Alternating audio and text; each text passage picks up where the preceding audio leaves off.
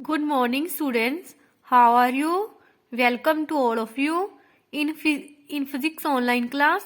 बेटा हमने 6th chapter start किया हुआ है जिसका नेम है Huygens principle and interference of light. हमने लास्ट लेक्चर में डिस्कस किया था व्हाट इज हाइजन प्रिंसिपल. आज हम डिस्कस करेंगे इंटरफेरेंस ऑफ लाइट. सबसे पहले हम डेफिनेशन देखते हैं. What is the interference of light. Interference of light is the phenomena of a redistribution of light energy in a medium due to superposition of light wave from two current source. Interference क्या है? इस case में क्या होता है, जो light wave है उसकी एनर्जी क्या होती है, रीडिस्ट्रीब्यूट हो जाती है. ठीक है, या तो जो वेव की एनर्जी है, मतलब कि अगर हमारे पास टू कोरेंट सोर्स हैं वहां से वेव प्रोड्यूस होंगी. ठीक है, अगर क्रेस्ट के ऊपर फॉल होता है, ट्रफ के ऊपर फॉल होता है, तो हमारे पास कंस्ट्रक्टिव इंटरफेरेंस पैटर्न प्रोड्यूस होता है. इस केस में लाइट वेव की एनर्जी मैक्सिमम होती है. डिस्ट्रक्टिव इंटरफेरेंस के केस में क्या होता है, क्रेस्ट ट्रफ के ऊपर फॉल होता है, इसलिए जो लाइट वेव है उसकी जो एनर्जी है वो क्या बन जाती है, मिनिमम. इस बेस पे हमारे पास जो इंटरफेरेंस है वो टू टाइप की होती है, कंस्ट्रक्टिव एंड डिस्ट्रक्टिव. अब हम कंडीशन डिस्कस करते हैं. Condition for constructive and destructive interference. ठीक है, तो इंटरफेरेंस के केस में क्या होता है, लाइट वेव की एनर्जी रीडिस्ट्रीब्यूट होती है. लेट अस सपोज हमारे पास मतलब कि टू लाइट वेव हैं. फर्स्ट का डिस्प्लेसमेंट y1 है is equal to a sine omega t. Second wave का डिस्प्लेसमेंट y2 है, this is equal to v sine omega t plus 5. ठीक है, तो हमने क्या करना है, जो वेव है मतलब कि टू लाइट वेव है उसको कंबाइन करना है. ठीक है, फर्स्ट वेव का एम्पलीट्यूड है ए, सेकंड वेव का एम्पलीट्यूड है बी. फाई क्या है, कांस्टेंट फेज डिफरेंस. ठीक है, इंटरफेरेंस के केस में जो टू वेव के बीच में फेज डिफरेंस होता है या तो वो कांस्टेंट होता है, ठीक है, या उनके बीच में फेज डिफरेंस नहीं होता. अब हम क्या करेंगे, दोनों वेव का जो डिस्प्लेसमेंट है उसको ऐड कर देंगे. सो हमारे पास जो resultant displacement y is equal to y1 plus y2. ठीक है, y1 की वैल्यू पुट कर दी, y2 की वैल्यू पुट कर दी. उसके बाद हमने साइन a प्लस बी का फॉर्मूला पुट करना है, sine a cos b plus cos a sine b. ठीक है, तो अब हम क्या करेंगे, हमारे पास जो फर्स्ट टू फैक्टर है इनमें से साइन मेगा टी को कॉमन ले लेंगे, तो ब्रैकेट के अंदर क्या रह गया, a प्लस बी कोस 5. ठीक है, हमने क्या किया बेटा, जो हमारे पास फर्स्ट टू फैक्टर थे इसमें से हमने कौन सी टर्म बाहर निकाल ली, साइन मेगा टी. ठीक है, ये वाला फैक्टर हमने एज इट इज राइट कर लिया. अब हमने क्या करना है, a प्लस वी कोस 5 को r कोस थीटा पुट कर देना है और b साइन 5 को, ये वाली टर्म को r साइन थीटा पुट कर देना है. ठीक है, अब हम क्या करेंगे, जो मतलब कि r कोस थीटा यहाँ पे पुट कर देंगे और r साइन थीटा यहाँ पे पुट कर देंगे, तो हमारे पास ये वाली इक्वेशन बन गई. ठीक है, अब देखो इसको हम ऐसे लिख सकते हैं, क्योंकि साइन a प्लस बी का फॉर्मूला होता है sine a cos b plus cos a sine b. ठीक है, अब हम क्या करेंगे, जो हमारे पास थर्ड एंड फोर्थ इक्वेशन है उसको क्या कर देंगे, स्केयर एंड ऐड. ठीक है, जब हमने इसको स्केयर एंड ऐड किया, देखो ये हमारे पास राइट हैंड साइड है, ये हमारे पास लेफ्ट हैंड साइड है. इसको स्केयर ऐड करेंगे तो हमारे पास ये वाली टर्म फैक्टर आ गया, इसको स्केयर और ऐड करेंगे तो हमारे पास ये वाला फैक्टर आ गया.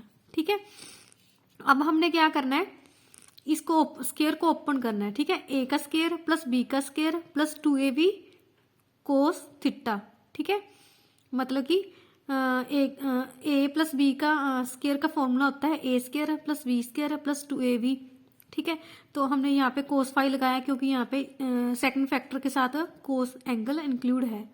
ठीक है, अब हम क्या करेंगे, जो हमारे पास है ये वाला फैक्टर है और ये वाला फैक्टर है, इसमें से हम v स्केयर कॉमन निकाल लेंगे, तो ब्रैकेट के अंदर आ गया हमारे पास cos square 5 plus sine square 5. हमें पता है cos square theta plus sine square theta का फॉर्मूला क्या होता है, cos square theta plus sine square theta is equal to 1. ठीक है, इसलिए हमारे पास r स्केयर की वैल्यू आ गई a square plus b square plus 2ab cos 5. ठीक है, r की हमारे पास वैल्यू ये वाली आ गई. अब देखो बेटा, हमने अलग अलग कंडीशन फाइंड करनी है for constructive interference and for destructive interference. Intensity किसके डायरेक्टली प्रोपोर्शनल होती है, आर स्केयर के. ठीक है, तो intensity is directly proportional to a square plus b square plus 2ab cos phi. अब हमने कंस्ट्रक्टिव इंटरफेरेंस और डिस्ट्रक्टिव इंटरफेरेंस के लिए दोनों के लिए अलग अलग कंडीशन फाइंड करनी है। हमें पता है कंस्ट्रक्टिव के लिए जो इंटेंसिटी है वो मैक्सिमम होती है।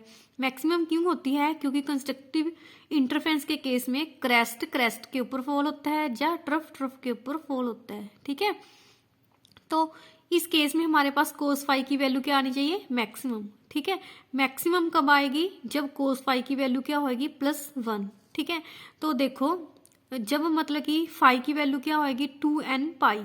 ठीक है, मतलब कि अगर हमारे पास एंगल इतना होएगा तो मतलब कि कोस फाई एंगल की वैल्यू अगर हमारे पास +1 होएगी तो आई की वैल्यू क्या होगी हमारे पास? मैक्सिमम। ठीक है, फाई की वैल्यू क्या होगी? 2n पाई। ठीक है, अगर हम n की वैल्यू 0 पुट करेंगे तो फाई की वैल्यू क्या आ गई? 0। अगर हम n की वैल्यू 1 पुट करेंगे तो फाई की वैल्यू क्या आ गई? 2 पाई। अगर हम n की वैल्यू मतलब कि नेक्स्ट 2 पुट करेंगे तो क्या आ गई? 4 पाई। ठीक है, ऐसे करके हमारे पास फाई की वैल्यू आ गई कंस्ट्रक्टिव इंटरफेरेंस के लिए 0, 2 पाई, 4 पाई। ठीक है, तो हमारे पास एक रिलेशन होता है, relation between path difference and phase difference. X के हमारे पास पाथ डिफरेंस, फाई के हमारे पास phase difference. X is equal to lambda upon 2 pi phi. ठीक है, तो कंस्ट्रक्टिव इंटरफेरेंस के केस में तो फाई है जो फेज डिफरेंस है वो किसके इक्वल आ गया? 2n पाई के। ठीक है, तो इसलिए हमारे पास पाथ डिफरेंस किसके इक्वल आ गया? n लैम्डा के। तो हम ऐसे कह सकते हैं phase difference between two wave reaching the point should be 0 और an even integer multiple of pi. इस केस में क्या होएगा? जो फेज डिफरेंस होएगा कंस्ट्रक्टिव इंटरफेरेंस के केस में फेज डिफरेंस जा तो 0 होएगा या क्या होएगा? Even integer multiple of pi. बेटा ये इस यहाँ से बहुत एक इंपॉर्टेंट एमसीक्यू बनता है। ठीक है, और path difference between two wave reaching the point should be 0 और integer multiple of full wavelength. जो पाथ डिफरेंस होएगा या तो 0 होएगा या इंटीजर मल्टीपल होएगा किसका? फुल वेवलेंथ का। ठीक है, नेक्स्ट हमने कंडीशन फाइंड करनी है for destructive interference. Destructive interference के केस में क्रेस्ट के ऊपर फॉल होता है, इसलिए इंटेंसिटी ऑफ लाइट क्या होएगी? मिनिमम। ठीक है, इसलिए कोस फाई की वैल्यू क्या होगी? मिनिमम। कोस फाई की मिनिमम वैल्यू क्या होती है? -1। ठीक है, इसलिए हमारे पास फाई मतलब कि किसके इक्वल आ जाएगा? पाई, 3 पाई, 5 पाई। क्योंकि जब हम एंगल की वैल्यू पाई पुट करेंगे, 3 पाई पुट करेंगे, 5 पाई पुट करेंगे तो कोस की वैल्यू क्या आती है हमारे पास? -1। तो इस सारी टर्म को हम ऐसे इस फैक्टर के अकॉर्डिंग लिख सकते हैं 2n - 1 पाई। क्योंकि अगर हम n की वैल्यू 1 पुट करते हैं तो हम मतलब कि हमारे पास n की वैल्यू 0 पुट करेंगे तो हमारे पास फाई की वैल्यू किसके इक्वल आएगी? पाई के। ठीक है, n की वैल्यू 1 पुट करेंगे तो क्या आएगा? सेकंड टर्म, और 3 पुट करेंगे तो क्या आएगा हमारे पास? Third term. तो हमें पता है relation between path difference and phase difference x is equal to lambda upon 2 pi phi. ठीक है, इसमें हम फाई की वैल्यू पुट कर देंगे तो हमारे पास पाथ डिफरेंस और फेज डिफरेंस की कंडीशन है जो डिस्ट्रक्टिव के लिए क्या आ गई? Phase difference between two wave reaching the point should be an odd integer multiple of pi. ठीक है, path difference between two wave reaching the point should be an odd integer multiple of half wavelength.